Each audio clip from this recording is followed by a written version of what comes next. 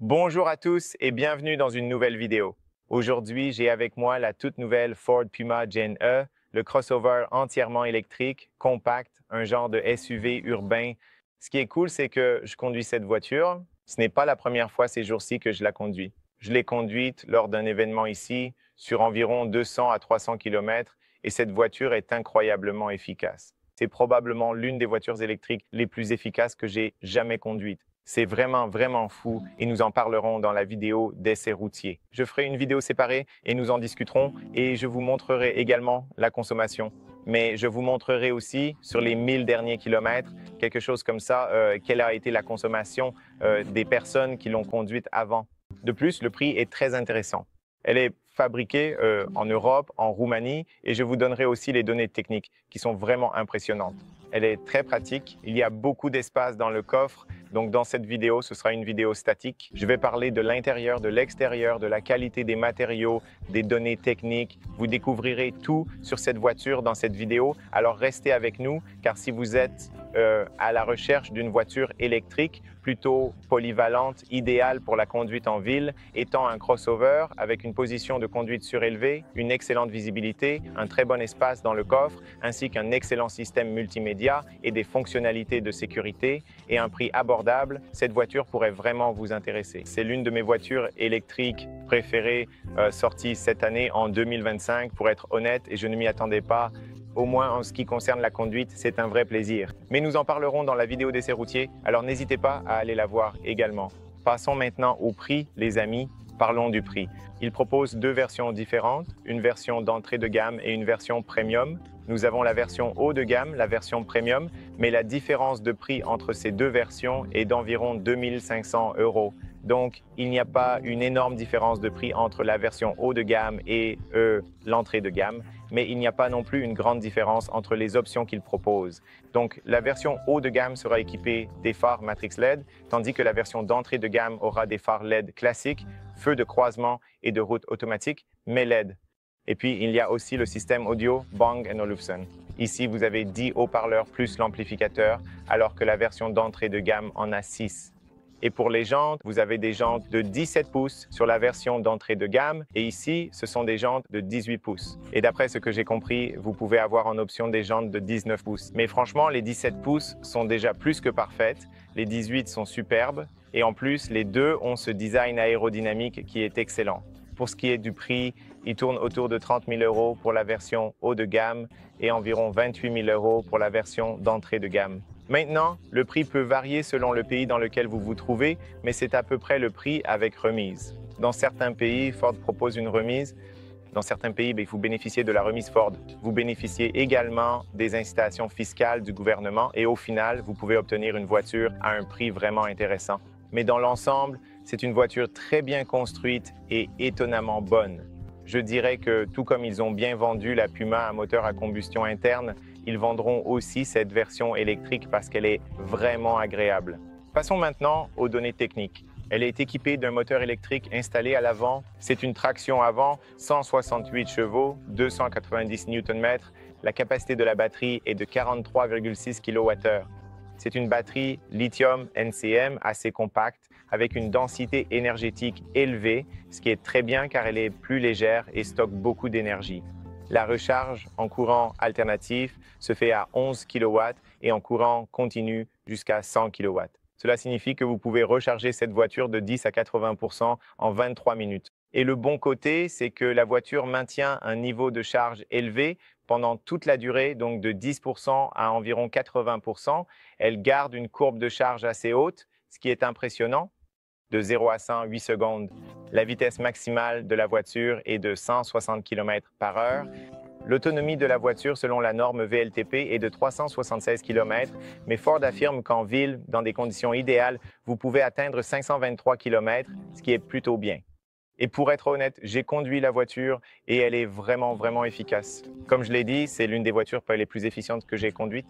La consommation estimée est de 13,1 kWh, mais d'après mon essai, j'ai obtenu environ 12 kWh, ce qui est mieux que ce qu'ils annoncent.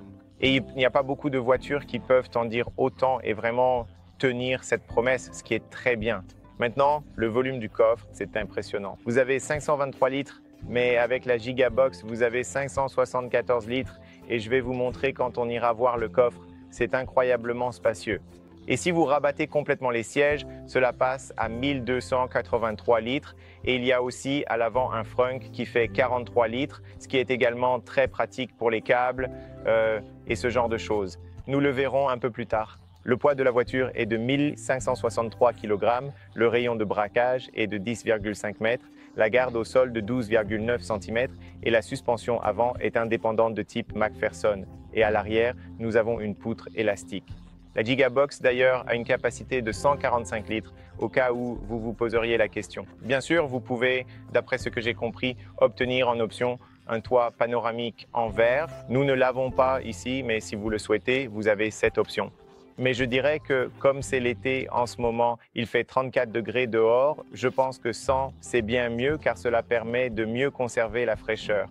Elle est construite sur la même plateforme que la version à moteur thermique et bien sûr, ce sont là les informations et données techniques les plus importantes concernant la voiture. J'ai un avertissement pour ne pas oublier les enfants à l'arrière, car après être resté un moment dans la voiture, elle passe en mode économie et le système s'éteint, y compris la climatisation. Et il y a beaucoup de dispositifs de sécurité qui m'indiquent, par exemple, n'oubliez pas vos enfants dans la voiture et ce genre de choses. Donc oui, ce véhicule est équipé de toutes sortes de dispositifs de sécurité dont nous allons parler dans cette vidéo. Alors, sortons dehors. Parlons un peu du design extérieur. Tout d'abord, commençons par la clé. Voici la clé. À l'arrière, on retrouve le logo Puma qui est vraiment joli et à l'avant, on a le bouton pour verrouiller et déverrouiller la voiture ainsi qu'un autre bouton pour ouvrir le coffre automatiquement. Elle est équipée d'un haillon automatique car il s'agit de la version haut de gamme, mais vous pouvez aussi l'obtenir en option sur la version d'entrée de gamme.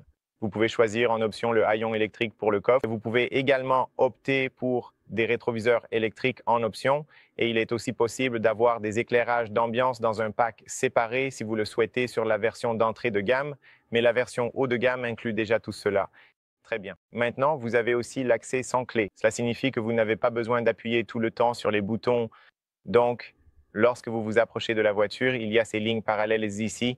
Vous mettez votre doigt ici pour verrouiller la voiture et ensuite, en mettant la main ici comme ça, vous déverrouillez la voiture. Donc, quand vous partez, vous pouvez la verrouiller et la déverrouiller très simplement depuis la poignée. Mais bien sûr, vous pouvez aussi le faire avec la clé. Elle est équipée de rétroviseurs rabattables électriquement. C'est aussi une option d'ailleurs incluse dans ce pack, mais comme nous avons la version haut de gamme, c'est en quelque sorte de série ici. Et également de série, il y a le haillon automatique. Il suffit d'appuyer 2 fois sur ce bouton et le coffre s'ouvre, puis d'appuyer à nouveau 2 fois pour le refermer. Impressionnant. La quantité de technologie est vraiment, vraiment impressionnante sur cette Puma. Aussi, ce que je n'ai pas encore essayé, c'est que si vous maintenez le bouton pour déverrouiller la voiture, cela devrait rabattre les vitres. Non, ça ne le fait pas. Donc oui, voici la clé. Pour être honnête, comme elle est construite sur la même plateforme que la version à moteur thermique, la plupart des gens ne remarqueront pas la différence dans la rue, que ce soit une version thermique ou la Puma Gen 3. Il y a encore quelques éléments que l'on peut remarquer et qui permettent de faire la différence. Une fois que vous les connaissez, vous savez exactement de quelle voiture il s'agit.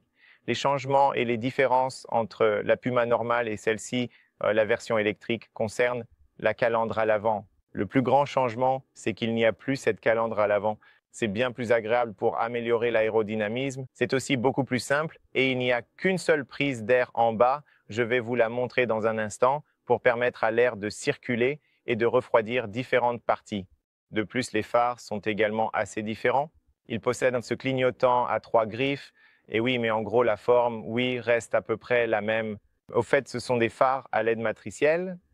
Sur le côté, globalement, ça ressemble à l'ancien modèle. La différence se situe maintenant au niveau des jantes. Vous pouvez voir ici sur le côté, nous avons ces jantes aérodynamiques, des roues de 18 pouces, mais même en 17 ou en 19 pouces, elles gardent à peu près le même design aérodynamique, ce qui est sympa. Non seulement cela améliore, oui, l'aérodynamisme de la voiture, mais aussi l'apparence de la voiture est beaucoup plus épurée, beaucoup plus jolie. À l'arrière, c'est la même histoire, globalement pareil, juste quelques petites différences. Et aussi au centre, on a l'inscription Puma en blanc. Mais sinon, en termes de forme, on retrouve quasiment tout le design et c'est une bonne chose parce qu'ils ont vendu beaucoup de voitures. C'est un crossover assez compact, très polyvalent aussi bien pour la ville que pour sortir sur l'autoroute en vacances. Vous avez beaucoup d'espace dans la voiture et elle est aussi très, très attrayante de mon point de vue. C'est une voiture assez séduisante. Elle est vraiment belle, probablement l'une des plus belles dans cette catégorie. Et bien sûr, il y a aussi beaucoup de formes arrondies pour améliorer l'aérodynamisme et l'efficacité de la voiture. Maintenant, elle est aussi très belle dans cette couleur jaune. Je pense que le jaune est ce qui va le mieux à la voiture, mais il y a aussi d'autres couleurs vraiment intéressantes comme le bleu qui rend aussi plutôt bien parce que nous avons inclus ici le pack hiver. Cela signifie volant chauffant, siège chauffant et pare-brise chauffant. Donc, nous avons le pare-brise qui est chauffant, ce qui est super, et il n'est pas chauffant seulement sur la partie inférieure comme sur certaines voitures. Il est chauffant partout, donc il y a de petites lignes d'insertion à l'intérieur du pare-brise et il suffit d'appuyer sur un bouton pour qu'en 2 minutes, il soit dégivré, ce qui est génial. Vous avez aussi ce joli logo ici en bas qui indique un peu le côté sportif de la voiture. Ensuite, vous avez ici les capteurs pour la lumière et la pluie. Vous avez les caméras qui lisent les panneaux de limitation de vitesse. Donc, cette Puma dispose de nombreuses fonctionnalités de sécurité. Elle ne se contente pas de lire les panneaux de limitation de vitesse et les panneaux de signalisation. Elles aident aussi la voiture à rester entre les voies et contribuent également au dispositif de sécurité. Et ces caméras situées en haut fonctionnent de concert avec le radar situé ici en bas pour le régulateur de vitesse adaptatif, le freinage d'urgence et toutes ces fonctionnalités de sécurité. Et parce que cette voiture... Ah, au fait, une autre chose que possède cette version haut de gamme, c'est la caméra à 360 degrés que la version d'entrée de gamme n'a pas. C'est pour cela que nous avons une caméra frontale juste ici. Il y en a aussi dans les rétroviseurs et à l'arrière. Je vais vous montrer dans un instant. Ici, ce sont les seules prises d'air et si vous regardez de près, vous pouvez voir qu'il s'agit d'un système de refroidissement actif. Vous pouvez voir les clapets à l'intérieur. Ils sont ouverts en ce moment, mais ils s'ouvrent et se ferment selon les besoins de la voiture. Si la voiture a besoin de se refroidir, ils s'ouvriront pour permettre à l'air d'entrer et de refroidir le système. S'il fait froid, en hiver, ils resteront fermés. C'est impressionnant, bonne technologie. C'est la toute dernière technologie en matière de refroidissement actif sur les voitures électriques. C'est génial que cette voiture propose ce genre de choses dans cette gamme de prix. Sinon, c'est très simple. Ici, en bas, vous avez 4 capteurs, des capteurs physiques, ce qui est super. Ils vous aident à vous garer aussi à l'avant, aussi à l'arrière. Ici, sur le côté, vous avez les prises d'air. Vous pouvez voir qu'elles sont réelles, elles sont assez grandes. Elles améliorent l'aérodynamisme, permettent à l'air de contourner la roue ici pour améliorer l'aérodynamisme et aussi les roues. Vous pouvez voir, elles sont assez fermées, mais en même temps, ce sont des jantes en alliage partout, ce qui est vraiment de très bonne qualité. Vous pouvez voir 250 R18 et c'est XL parce qu'elle est lourde. C'est une voiture électrique. Sinon, disque de frein ventilé à l'avant et à l'arrière. La voiture est équipée de freins à tambour. Au fait, les gars, comme chez Volkswagen Group, la voiture a des freins à tambour, mais c'est mieux parce qu'ils sont plus légers et aussi plus faciles à changer et vous n'avez pas besoin de faire l'entretien aussi souvent. Donc oui, vous n'avez pas besoin de plus de puissance de freinage que ce que cette voiture offre. Et aussi, cette voiture dispose de la conduite à une pédale et elle a un frein régénératif qui est super puissant, donc vous n'avez même pas vraiment besoin d'utiliser les freins en fait. Ici, vous avez un badge, le nouveau badge de Ford assez grand. Ici, nous avons des phares à LED matricielle, des phares adaptatifs. La nuit, ils peuvent s'adapter, ce qui est génial. Et en plus, ils ont un design vraiment très beau. Feu de jour sur le côté, clignotant ici au milieu. Donc oui, dans l'ensemble, c'est vraiment, vraiment sympa. Un look agressif, un peu arrondi. Ça ressemble, je l'ai dit au début, hein, quand ils ont sorti cette Puma, elle ressemble un peu à une Porsche vue de face avec ses phares. Maintenant, sur le côté, je suis content qu'ils aient mis ces protections en plastique autour des roues. Vous pouvez les voir. Elles sont peintes de la même couleur que la voiture, mais elles sont très utiles car elles protègent la voiture en cas de rayure. Vous n'avez pas besoin de repeindre la carrosserie. Donc, il suffit de changer ces plastiques qui sont aussi un peu élargis. Mais le fait qu'ils les peignent de la même couleur que la voiture, ça s'intègre vraiment très bien dans le design général de la voiture. Et puis, moi, il y a aussi ça sur le bas de caisse avec un peu de noir brillant. Ça rend bien, c'est un peu élargi, vraiment sympa. Et à l'arrière, c'est la même chose, le même plastique qui continue tout le long à l'arrière sur le pare-choc. Ici se trouve la prise de recharge, AC 11 kW, DC jusqu'à 100 kW. Et voilà à quel point c'est simple ici du côté conducteur, ce qui est aussi très bien. Les poignées assez grande. La qualité des portes est à peu près la même que celle du modèle à moteur thermique. Elle sonne plutôt bien, très solide, très bonne qualité. Comme toujours, la porte arrière sonne mieux que celle de l'avant. Ici, vous avez un miroir qui est assez grand, bonne visibilité. Ici, nous avons les voyants d'angle mort dans le coin. Vous avez le clignotant, l'indicateur de direction qui n'a pas de lumière LED. C'est juste une lumière halogène normale. Et ici, vous avez une caméra pour la vision à 360 degrés, comme je l'ai mentionné auparavant. Mais les rétroviseurs de ce côté sont assez aérodynamiques, comme moi-même, ce qui est plutôt joli.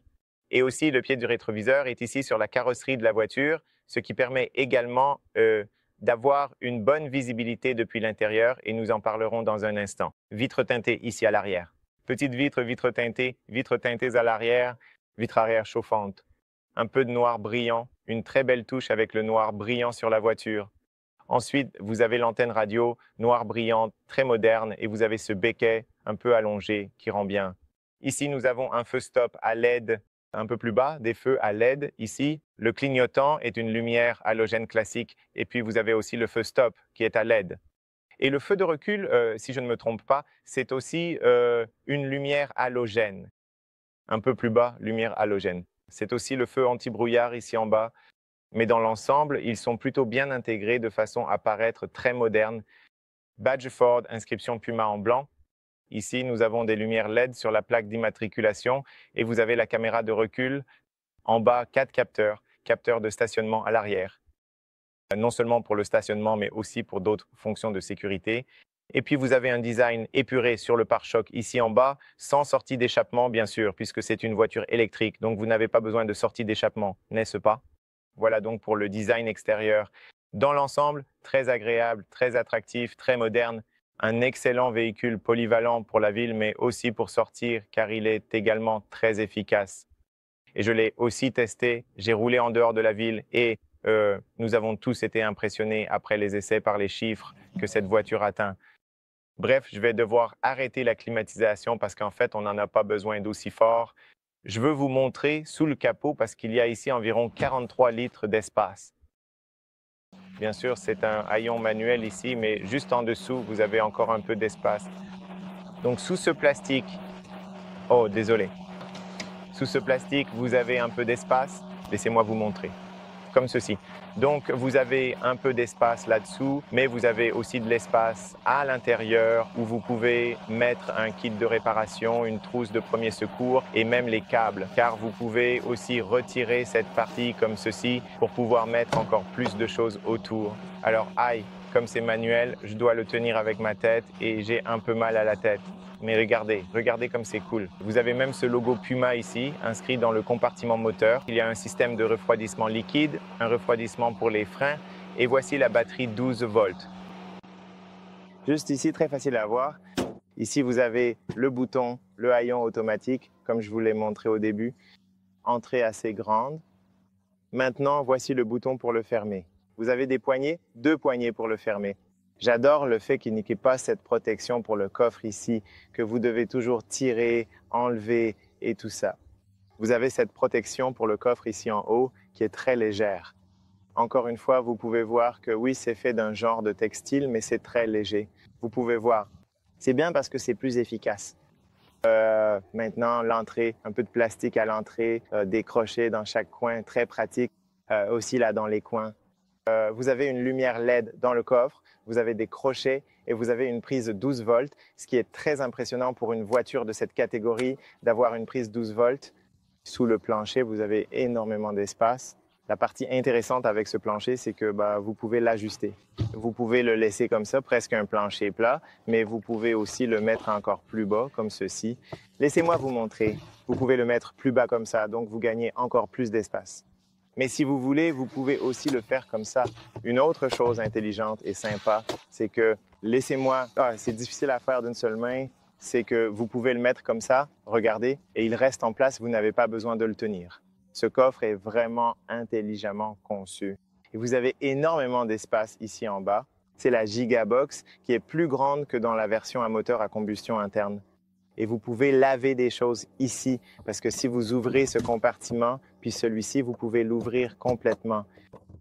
Laissez-moi vous montrer comment on fait. De toute façon, vous pouvez ouvrir ceci. Je ne sais pas. Oui, comme ça. Vous l'ouvrez et là-dessous, vous pouvez renverser du liquide, ce qui est, franchement, c'est vraiment impressionnant. Je veux dire, la quantité d'espace dans cette voiture, c'est fabuleux, fabuleux. Un espace incroyable. C'est fou comme c'est bien, une praticité incroyable. Excellent travail, Ford. Vraiment, vraiment du bon travail. C'est pour ça que je vous dis, c'est vraiment pratique. Maintenant, moi, si vous voulez rabattre les sièges, il faut le faire en 60-40. Vous ne pouvez pas rabattre la partie du milieu pour transporter, par exemple, des objets longs. Donc, il faut le faire comme ça. Et c'est simple parce que vous appuyez sur ce bouton, vous poussez vers l'avant. En une seconde, c'est fait. Aussi simple que ça.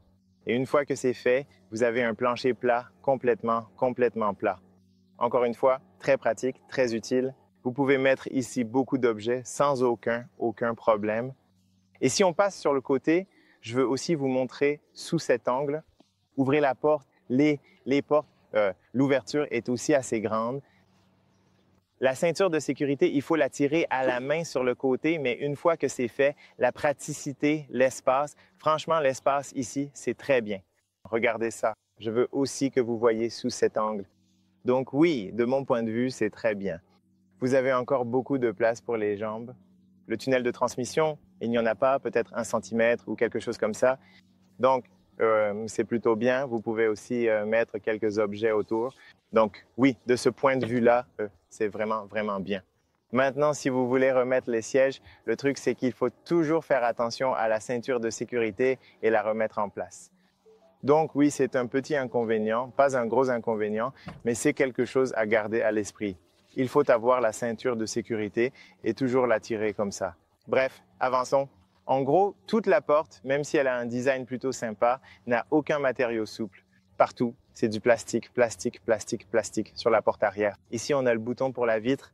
J'aime le fait qu'il y ait une grande vitre d'un seul tenant. La visibilité à l'arrière est très bonne. On la baisse, ce n'est pas du double vitrage, c'est une simple vitre et elle descend jusqu'ici. Maintenant, laissez-moi la remonter. Et en bas, on a le haut-parleur, il y a aussi un peu d'espace de rangement ici. Voici la poignée en chrome, l'entrée est relativement grande. Quelque chose que j'oublie, c'est d'ajuster le siège à ma position de conduite. Donc, je dois entrer dans la voiture, le mettre à ma position de conduite pour qu'on puisse tester l'espace à l'arrière, n'est-ce pas? Je veux donc être vraiment réaliste avec vous. Quand je vous montre... Non, ce n'est pas réaliste. Quand je vous montre le... Donc, peut-être un peu plus en arrière comme ça. D'accord, oui, ça c'est ma position de conduite. Je veux être réaliste. Quand je vous montre des choses, je veux que vous voyez, à chaque fois que vous regardez mes vidéos, exactement l'espace dont vous disposez. Laissez-moi vous montrer l'entrée. Donc, celui-ci n'a pas de toit panoramique en verre, mais il a ce toit blanc qui rend très bien et j'aime les voitures avec un toit blanc parce que ça rend l'intérieur beaucoup plus agréable, plus lumineux, ça paraît plus spacieux. Aussi, voici l'espace ici, voici à quoi ressemblent les sièges.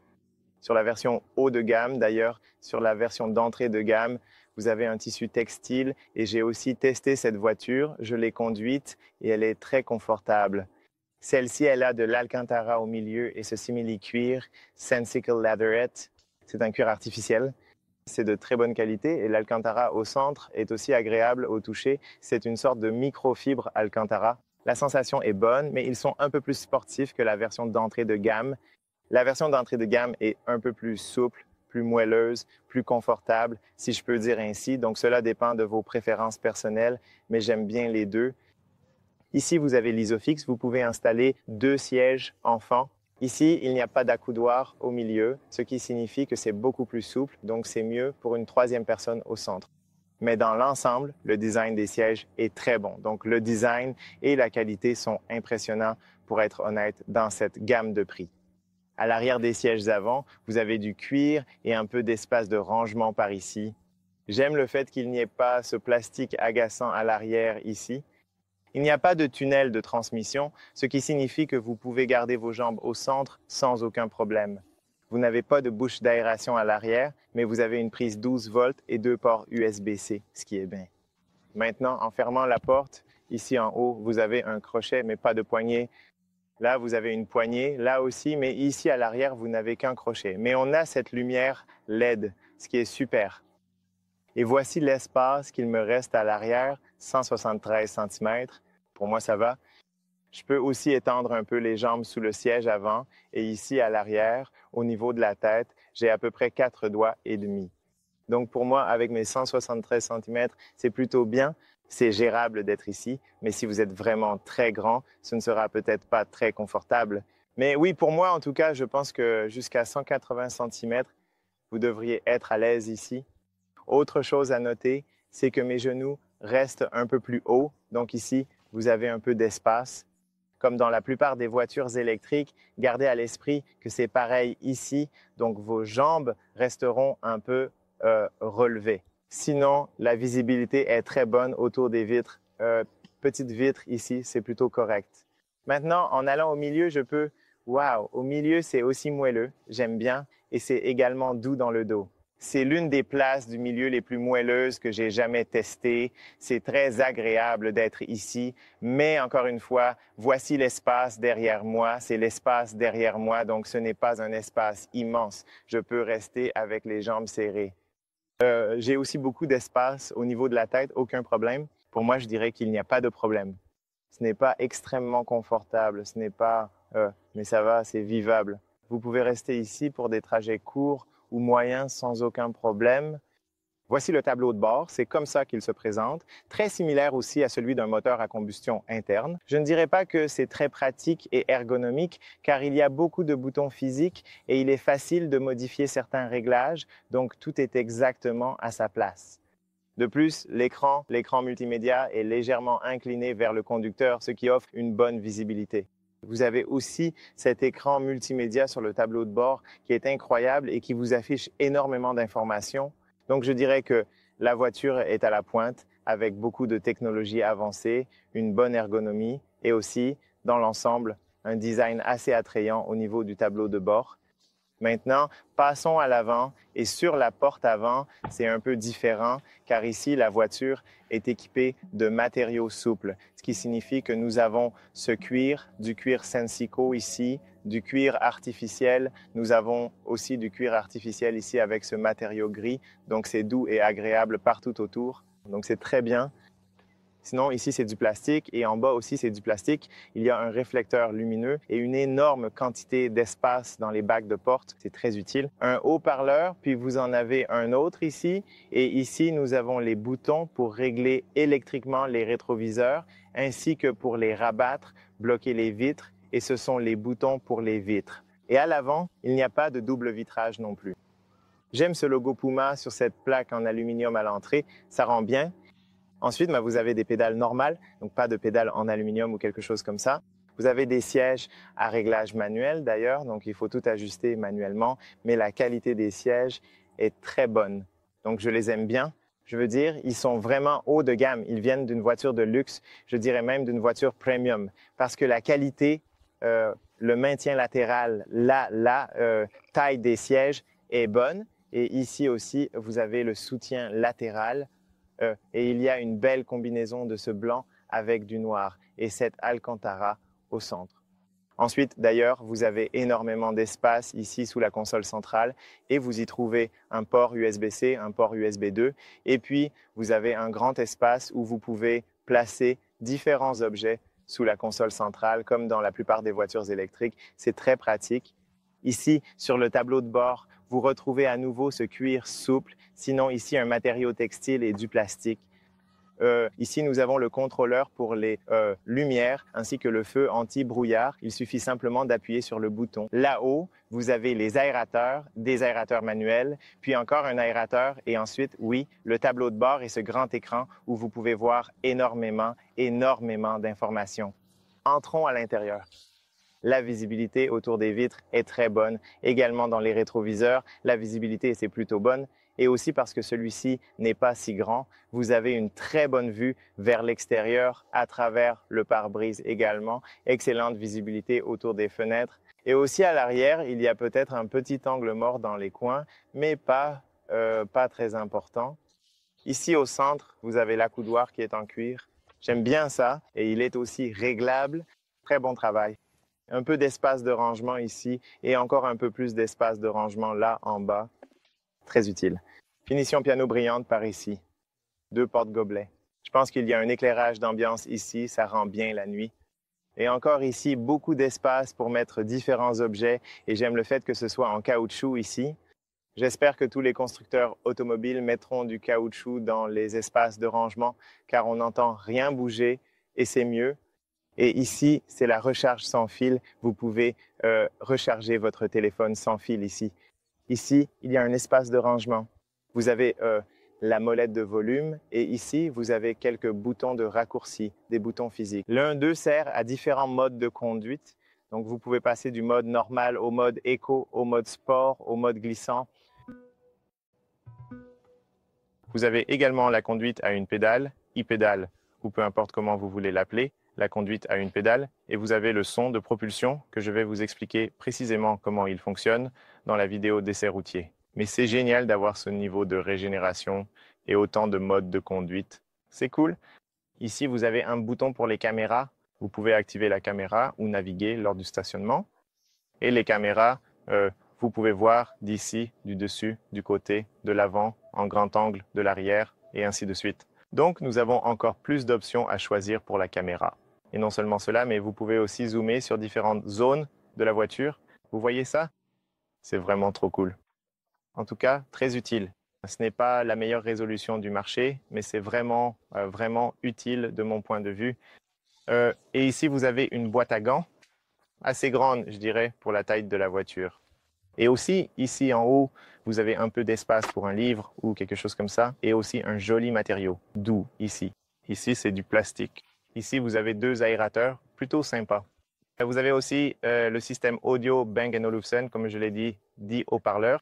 Bouton des feux de détresse, bouton physique ici, bouton d'alimentation ici. Nous allons aussi passer dans un instant au système de climatisation. Volant réglable. Vous pouvez le régler vers le bas, vers le haut, vers l'avant, vers l'arrière, manuellement, très simplement. Il est assez grand, je dirais, le volant, mais j'aime le fait qu'il ait cette forme, vous voyez. Cette forme, même si elle est grande, vous aide à conduire très facilement et vous permet d'avoir une visibilité parfaite sur cet écran, juste là, ce qui est génial. La qualité aussi, cuir synthétique, cuir Sensico, de très bonne qualité.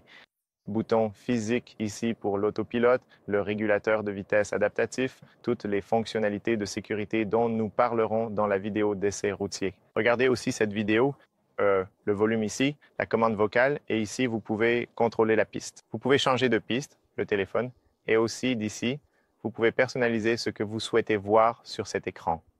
Et l'écran numérique vous montre énormément d'informations comme la température de la batterie, des moteurs, ce qui se passe avec l'énergie en temps réel, l'autonomie de la voiture, 93%, 330. Ici, nous avons la vitesse et, oui, le taux de récupération d'énergie. Et ici, vous avez la consommation. Et si nous allons sur trajet 1 et trajet 2, vous pouvez voir que sur les 1133 derniers kilomètres, la consommation est de 12 kWh, ce qui est incroyablement impressionnant. De très bons chiffres, meilleurs que ce qu'ils annoncent, ce qui est excellent. Très bien. Vous pouvez également personnaliser ce que vous souhaitez voir au centre ou afficher différentes autres informations comme les informations de statut. Vous pouvez voir l'entretien du véhicule, la pression des pneus et ainsi de suite. Laissez-moi revenir en arrière. Et vous pouvez voir l'ordinateur de bord comme vous l'avez vu précédemment avec les consommations, etc. Et vous avez aussi l'audio, la navigation, le téléphone et quelques réglages supplémentaires où vous pouvez accéder à l'affichage, la sélection du thème, les paramètres du véhicule et ainsi de suite. Donc voilà, vous avez donc les informations de conduite électrique. Quoi qu'il en soit, vous avez quelques informations ici. Ce n'est pas extrêmement personnalisable, mais c'est largement suffisant pour obtenir toutes les informations dont vous avez besoin. Ici, en haut, vous avez une poignée. Au passage, la qualité du toit est très bonne. Je dirais que c'est vraiment, vraiment bien. Ici, vous avez un miroir avec des lumières sur le côté. C'est une lumière halogène jaune classique. Ici, il y a le microphone, le bouton SOS, des lumières LED au centre. Et c'est le miroir. Vraiment, vraiment bien. La visibilité est très bonne. Et donc, passons maintenant au multimédia et parlons du système multimédia. C'est un écran assez grand, légèrement incliné vers le conducteur. J'aime bien comme il est. La luminosité est très bonne. Ici, vous avez l'écran d'accueil. En bas, vous avez tous les boutons de raccourci. Volant chauffant, pare-brise chauffant. Je vous le dis, à l'intérieur du pare-brise, il y a de petites lignes qui chauffent le pare-brise en hiver. En 2 minutes, c'est chauffé. Vous avez aussi le chauffage ici au centre. Vous activez pour vous ouvrez les réglages de la climatisation. Et ici, vous pouvez choisir où diriger l'air, ainsi que d'autres réglages. Mais vous pouvez aussi changer la température d'ici, en bas. Vous n'êtes pas obligé d'aller dans le menu du système de climatisation, ce qui est très bien car c'est toujours accessible ici en bas. Tous ces boutons restent toujours affichés à l'écran. Sinon, ici, vous avez la navigation, la radio, la connectivité téléphonique, les réglages de la voiture. Si vous allez dans les réglages de la voiture, vous avez de nombreux paramètres ici, du système audio aux mises à jour logicielles. Vous avez la radio, la liste des téléphones, la navigation, les réglages du son. Ici, vous pouvez modifier différents paramètres du son. Les réglages du véhicule, comme toutes sortes de fonctionnalités de sécurité, les vitres, les essuie-glaces, les réglages d'éclairage, les rétroviseurs et ainsi de suite. Donc tout ce dont vous avez besoin, vous le trouvez ici, ce qui est très simple. Et j'aime le fait que le système multimédia soit facile à régler, facile à modifier. Ici, nous avons les réglages généraux pour la langue, la température, les kilomètres, les miles et différents autres paramètres généraux. Et sur la dernière page, vous avez la connectivité, le hotspot du véhicule, les mises à jour logicielles. Vous avez même le mode violet, l'éclairage d'ambiance. Vous pouvez changer différentes couleurs. Je vous montrerai cela dans une vidéo séparée de nuit. Et si nous revenons à l'accueil, vous avez ici des réglages supplémentaires sur les fonctionnalités. Différents modes de conduite que vous avez déjà vus. Vous avez l'assistance à la conduite. Et au fait, la voiture est équipée de l'auto-hold au cas où vous vous poseriez la question. Contrôle de traction. Vous avez le régulateur de vitesse, la limitation de vitesse, l'assistance au maintien de voie, l'assistance pré-collision, l'alerte de sortie et tout cela, la surveillance des angles morts, l'alerte de trafic transversal arrière et tellement de réglages. C'est impressionnant le nombre de réglages dont cette voiture dispose. Et concernant le système de maintien de voie, gardez à l'esprit que vous n'avez pas seulement l'alerte ici, mais aussi le mode qui non seulement vous aide à rester entre les voies, mais si vous passez au régulateur de vitesse adaptatif, je veux vous montrer cela. Où est-ce? Régulateur de vitesse ici. Vous pouvez aussi choisir le centrage sur la voie, donc vous n'avez pas seulement l'avertissement, mais aussi le centrage sur la voie, ce qui permet à la voiture de vous maintenir entre les lignes. Et je vais vous montrer cela dans la vidéo d'essai routier, alors restez bien attentifs pour voir ça dans cette vidéo d'essai. Application. Ici, nous avons Android Auto, Apple CarPlay sans fil, borne de recharge publique et ainsi de suite. Donc, vous pouvez obtenir beaucoup d'informations ici depuis l'écran. La dernière chose que je veux vous montrer, c'est la navigation. Donc, si on va dans le système de navigation, il est bien meilleur que ce qu'il y avait sur les Ford auparavant, il y a quelques années. Donc, ça fonctionne, même si ce n'est pas incroyablement fluide. Vous savez, le meilleur du marché, ça reste quand même assez rapide. Et j'aime le fait qu'il affiche les informations sur le trafic, comme avec du rouge, du jaune et de l'orange. Il vous montre où il y a plus de trafic, moins de trafic. Et non seulement ça, mais si vous voulez chercher, par exemple, une borne de recharge, laissez-moi annuler ce trajet. Si vous voulez aller aux bornes de recharge autour de vous, allez dans Explorer, puis sélectionnez les bornes, et maintenant la voiture va rechercher toutes les bornes autour de vous, et elle va toutes les trouver pour vous. Tout ce que vous avez à faire, c'est d'en sélectionner une, et c'est tout. Ensuite, vous appuyez sur Aller, et la voiture va charger l'itinéraire super rapidement. C'est fou, et vous obtenez aussi beaucoup d'informations. Donc, de toute façon, en général, je pense que j'ai couvert à peu près tout, les amis. Je ne sais pas si j'ai oublié quelque chose. Posez-moi vos questions en commentaire ci-dessous. Je serai ravi de vous répondre. De mon point de vue, c'est une excellente voiture, très polyvalente. Je veux dire, si vous conduisez, disons, la plupart du temps en ville, 70% du temps, et que parfois vous partez en vacances ou que vous devez aller au travail à environ 50 km par jour ou 100 km par jour, c'est une voiture fantastique. Je veux dire, elle n'a pas une autonomie extrêmement élevée sur de longs trajets à grande vitesse, mais en ville et jusqu'à 120 km par heure, cette voiture sera vraiment une bénédiction. Elle est très efficace en ville. C'est pourquoi j'ai dit que c'est aussi une voiture fantastique pour la conduite urbaine, parce qu'elle est incroyablement efficace en ville. Je ne l'ai pas testé sur l'autoroute à grande vitesse, mais j'espère pouvoir le faire. J'espère pouvoir le faire dans la prochaine vidéo d'essai. Alors restez connectés et regardez ces vidéos pour découvrir aussi comment elle se comporte sur l'autoroute en termes de consommation. Merci d'avoir regardé, les amis. J'espère que la vidéo vous a été utile. N'oubliez pas de liker, partager et vous abonner. Ça m'aidera beaucoup. Restez proches, prenez soin de vous et on se retrouve très bientôt pour la prochaine vidéo. Salut les amis!